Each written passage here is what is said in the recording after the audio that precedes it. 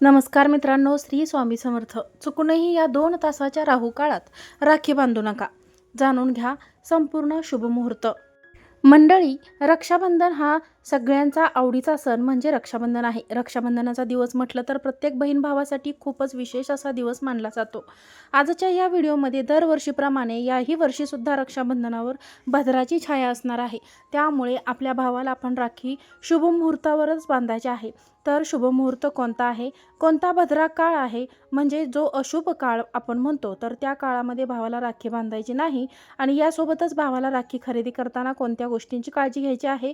कारण बघा, आजकाल आपण फॅशनच्या दृष्टीने जास्त बघतो, तर मग काय होतं की काही राख्या आपण खरेदी करतो की ज्या बांधल्यामुळे त्याचे काही वाईट परिणाम आपल्या भावाला भोगावे लागू शकतात. म्हणजेच त्या राखी बांधण्याचा पुण्याऐवजी त्याचे काहीतरी वाईट परिणाम आपल्या भावाला भोगावे लागू शकतात. तर ही सगळी माहिती मी तुम्हाला आजच्या या व्हिडिओमध्ये देणार आहे. मित्रांनो, रक्षाबंधन हा सण भाऊ बहिणीच्या नात्याचा उत्सव असतो, जो त्यांच्या प्रेमाचे आणि विश्वासाचे प्रतीक मानला जातो. दरवर्षीप्रमाणे श्रावण महिन्याच्या पौर्णिमेला म्हणजेच नारळी पौर्णिमेला आपण रक्षाबंधन साजरी करत असतो. नारळी पौर्णिमा प्रारंभ याही वर्षी बघा गुरुवारी 27 ऑगस्टला सकाळी 9:08 होणार आहे आणि पौर्णिमेला समाप्ती 28 ऑगस्टला शुक्रवारी सकाळी 9:49 होणार आहे. त्यामुळे रक्षाबंधन हे आपल्याला 28 ऑगस्टला शुक्रवारी साजरी करायचं आहे. आणि भद्रा काळ तर बघा, भद्रा काळ हा 27 ऑगस्टच्या रात्री सुरू होऊन 28 ऑगस्टला सूर्योदयापूर्वी समाप्त होणार आहे. त्यामुळे याही वर्षी रक्षाबंधनाचा दिवस हा भद्रामुक्त असेल. म्हणूनच 28 ऑगस्ट रोजी जमल्यास तुम्हाला सांगितलेल्या 3.5 तास शुभ मुहूर्तामध्ये राखी बांधायची आहे. तो मुहूर्त पुढे तुम्हाला सांगणारच आहे. त्याचप्रमाणे आपल्या चॅनलवरती दुसरा देखील रक्षाबंधनाचा व्हिडिओ आहे. त्यामध्ये दिवसभरातील 3 शुभ मुहूर्त सांगितले आहेत. तो व्हिडिओ नक्की पहा आणि तो ह्या व्हिडिओमध्ये तुम्हाला मुहूर्त सांगितले आहेत. त्या मुहूर्तावरती तुम्ही राखी बांधू शकता. आता पहा, भद्रा काळाचा या दिवशी कोणताही अडथळा नसणार आहे. म्हणूनच 28 ऑगस्ट रोजी कोणताही भद्रा काळ नसून संपूर्ण दिवस तुम्ही आपल्या भावाला राखी बांधू शकता. भद्रा काळ हा अशुभ मानला जातो. बघा, भद्रा काळ हा शुभ कार्यासाठी अयोग्य मानला जातो. त्यामागे एक पौराणिक कथा देखील आहे. पण आपण शनिदेवाची बहीण भद्रा हिचा स्वभाव रागीट आणि कठोर होता. ती कोणतेही मंगल कार्य जसे की पूजा, यज्ञ किंवा सणाच्या वेळी अडथळे निर्माण करत होती. त्यामुळे देवतांनी तिला विनंती करून तिचा काळ वेगळा ठरवला, त्याला भद्रा काळ म्हणून ओळखलं जातं. आजही असं मानलं जातं की भद्रा काळामध्ये कुठलं पण शुभ कार्य करणं टाळलं पाहिजे, नाहीतर त्याचे वाईट परिणाम जे आहे, तर ते अनिष्ट परिणाम जे आहेत ते आपल्याला भोगावे लागू शकतात. म्हणूनच बघा, रक्षाबंधनासारख्या शुभ दिवशी आपल्याला राखी बांधताना भद्रा काळ अवश्य म्हणजे लक्षात घेणे आवश्यक आहे. कारण शुभ मुहूर्तावरच तुम्ही काही गोष्टी केल्या तर त्या गोष्टीचं संपूर्ण फळ मिळतं. तर बघा, हे झालं की रक्षाबंधनाचा शुभ काळ कुठला आहे, कोणत्या अशुभ काळामध्ये राखी बांधू नये.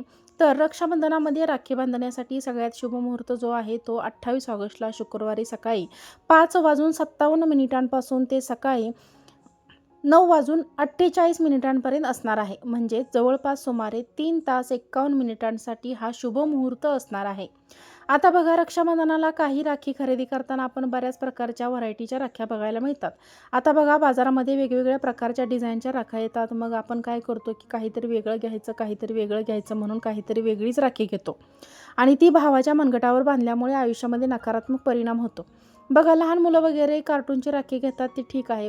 आपण एक गंमत म्हणून वगैरे कोणतीही राखी घेतो. पण काही शुभ राख्या म्हणजे बघा, ज्याच्यावर स्वस्तिक, ओम, गणपती देवाचे फोटो किंवा काही चिन्ह असतात, या शुभ चिन्हाच्या राख्या मनगटावर बांधल्यामुळे शुभ परिणाम होत असतो. आणि अशा राख्या आपण भावाला बांधल्यामुळे त्याच्या आयुष्यामध्ये नकारात्मकता जी आहे ती आयुष्यातली कमी होते. आणि काही अशुभ चिन्ह जर असतील तर त्याचा वाईट परिणामसुद्धा होतो. तसेच काळा रंग हे नकारात्मकतेचं प्रतीक मानलं जातं. त्यामुळे काळ्या रंगाची राखी वगैरे तुम्ही बांधू नका.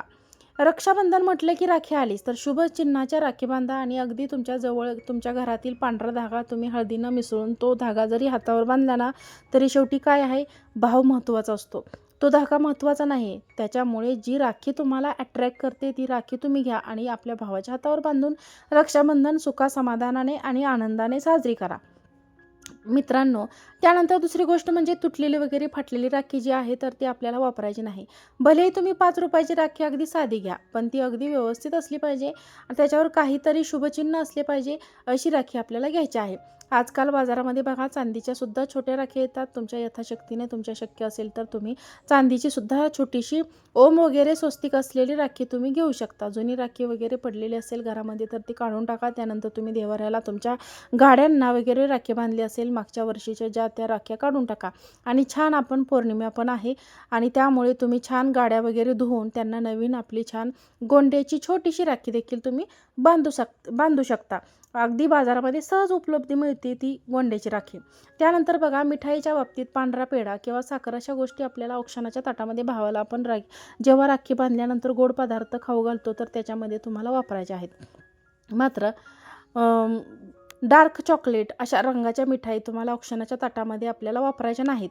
तसेच आपण साधी दुधाची बर्फी, मलाई बर्फी, केशर बर्फी, रसमलाई वगैरे अशा छान गोड पदार्थ तुम्ही भावाच्या औक्षणाच्या वेळेस ताटामध्ये घ्या आणि तेच खाऊ घाला.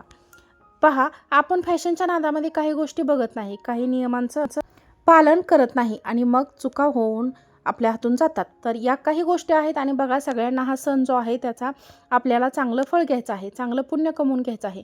उगाचच काहीतरी मग आपल्याकडून चुका होऊन जातात, माहीत नसते आणि आपण काहीतरी वेगळ्या गोष्टी करायला लागतो आणि मग त्याचे नकारात्मक परिणाम आपल्या आयुष्यावर होतात. त्यामुळे नक्की राखी खरेदी करताना काही गोष्टींची काळजी घ्या. व्यवस्थित साधी सोपी छान अशी राखी घ्या. त्यानंतर शुभ काळ पाळा. रक्षाबंधनाच्या भद्रा काळामध्ये शक्यतो राखी बांधणं जे आहे तर ते टाळलंच पाहिजे. तर याप्रमाणे तुम्हाला भद्रा काळाची माहिती, रक्षाबंधनाचा शुभ वेळ ही सगळी माहिती तुम्हाला मिळाली असेल. तर रक्षाबंधनाची अत्यंत महत्त्वाची माहिती तुमच्यापर्यंत मला पोहोचवायची होती. माहिती आवडली असेल तर व्हिडिओला लाईक करा, चॅनलला सबस्क्राईब करा आणि हा व्हिडिओ जास्तीत जास्त लोकांपर्यंत नक्की शेअर करा. आजचा व्हिडिओ पाहिल्याबद्दल तुम्हा सर्वांचे मनापासून खूप खूप धन्यवाद. श्री स्वामी समर्थ.